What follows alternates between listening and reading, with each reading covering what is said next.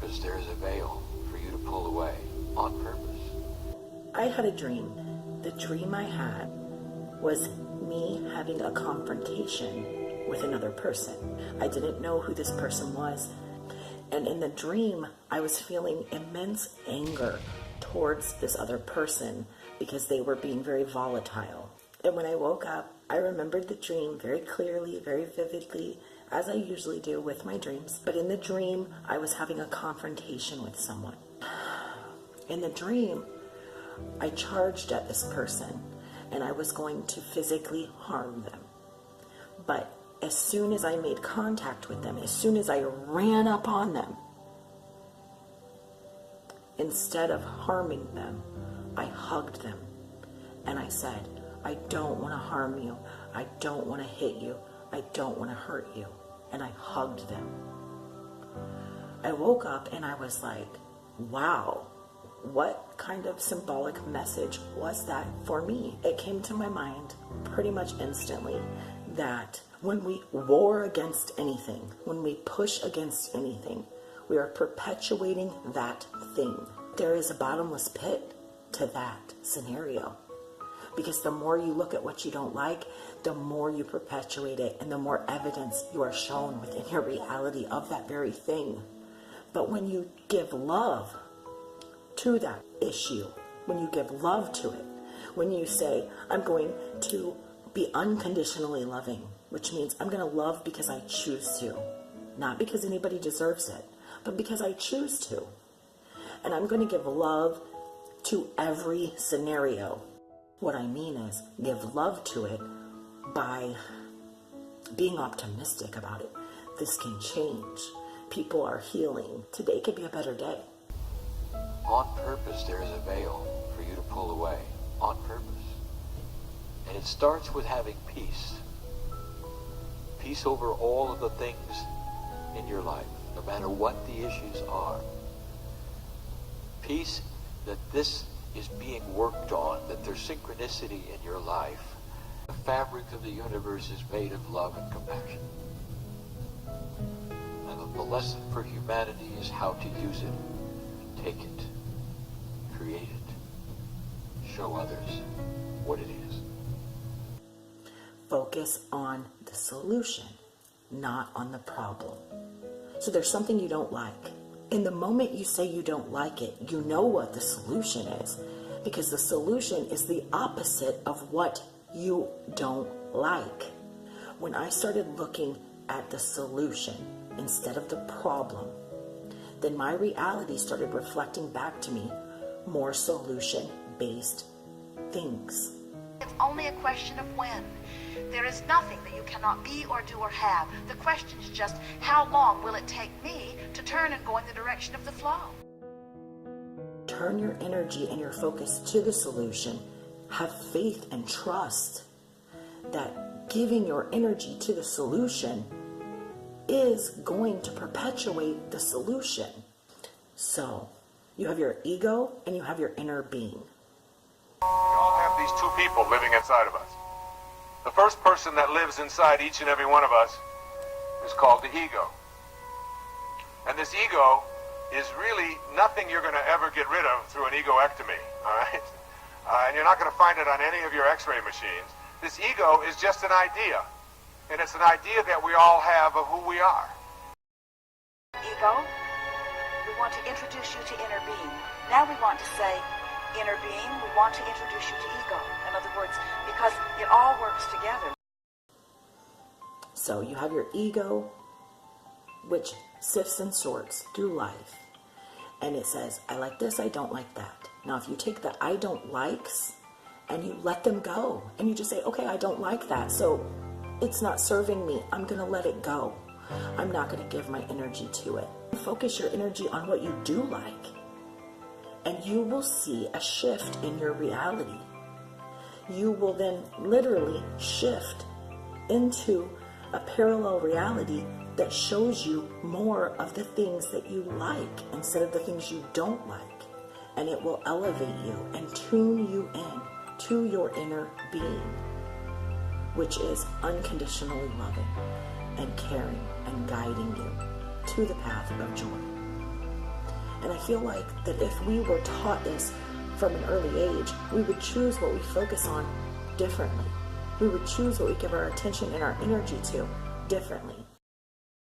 If you were, right from the moment that you came forth, encouraged by those that are trying to teach you familiarity with your planet and all of that, if you were encouraged to pay attention and really care about how you feel, all of you would maintain your connection to Source, and you would create dramatically wonderful lives for yourself. Now, you say, I like this, I don't like that. I like this, I don't like that.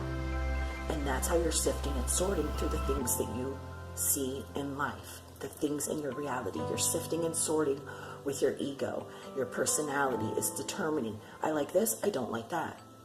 Now, that's good, that's useful. Your ego can actually be a useful tool that serves you. Where does your inner being get the information with which it guides you? You gave it to it. You gave the information to your inner being. When you live that and ask for that, and when you live that and ask for that, and when you live that and ask for that. So all of your living of life and asking has put this answer in all of its layers and forms and opportunities in this vibrational atmosphere. And your inner being is that. Doesn't just know it, is that, and is beaming this complete signal of wholeness. All the answers are with your inner being. Your inner being will guide you. And the message that is powerfully dominant in this moment in time that we want you and others to hear is that deliberately quieting your mind, deliberately tuning yourself to this higher frequency, and in combination with your inner being, then being guided to the precise, specific piece of human experience that answers something precisely that you've been looking for. I know you've probably heard of ego death, death of the ego. That doesn't really mean you're killing that portion of yourself. What it means is you're realizing that you are more than your name. You are more than your body. You are more than your job title. You are your inner being, which is the eternal God source portion of you.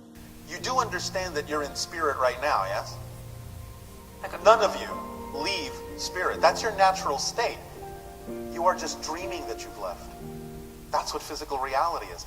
A portion of your greater being in non-physical reality is pretending that it's no longer in the spirit realm. But you are there. Right now, the greater portion of you. Where does the urge of wanting to fight what we don't like come from? It comes from fear. Fear-based beliefs. We're fearful of unwanted things dominating our reality, so we fight against them. We give our energy to fighting them. Why does it still seem like there's a culture of domination? Because it's fear-based, as I just told you. Okay. Remember that when you express the idea of attempting to dominate, that means you don't believe you actually have any power. Because if you really know you have power, what would be the point of dominating? You're already as powerful as you need to be to create whatever reality you prefer. Remember, people who are not fear-based don't need to express domination. If you have to dominate, you're saying you're powerless. I don't have any other way of creating what I prefer other than trying to control my reality and other people's reality and force them into this idea that makes me feel safe. You understand? Yes.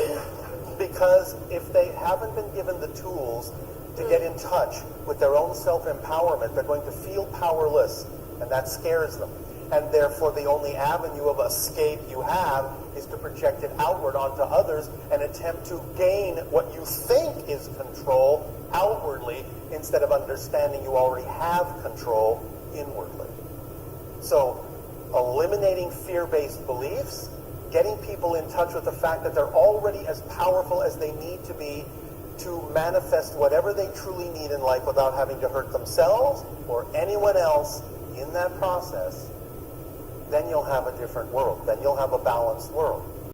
And so everything then in your physical environment is influenced, and only the things that match these feelings can come into your experience. And occasionally you'll lose that focus and you'll take another bounce, and all that has happened in that is that you've asked the question in a bigger way, so there are more answers for your surprise and delight around another corner and around another corner and around another corner and around another corner. While you align with your true knowing and are therefore inspired to action. So now when you just ease up, when it doesn't matter what they think or what they think or what they think, you don't try, you just relax, you don't pretend, you just be, you don't force it, you just allow it, you don't have to talk about it, you just be it, you just chill, chill, chill, chill, chill, chill, chill, chill, chill, until you get into that place of non-thought. And when the chatter of the physical world ceases, then the volume of who you really are comes up, up, up, up, up, and then there is an awareness of who you are. And that awareness feels to you like wholeness, becoming it bit by bit, the wholeness of you becoming more and more and more, this non-physical body of you, and you allowing the non-physical body of you to be the dominant body of you, as you then walk out into the world with the wholeness of who you are, seeing the world through the eyes of Source. Believing is the first step to seeing it. I'm sending love and good vibes to you, and I hope you're having good days. Please feel free to leave a comment and share with me what your perspective is.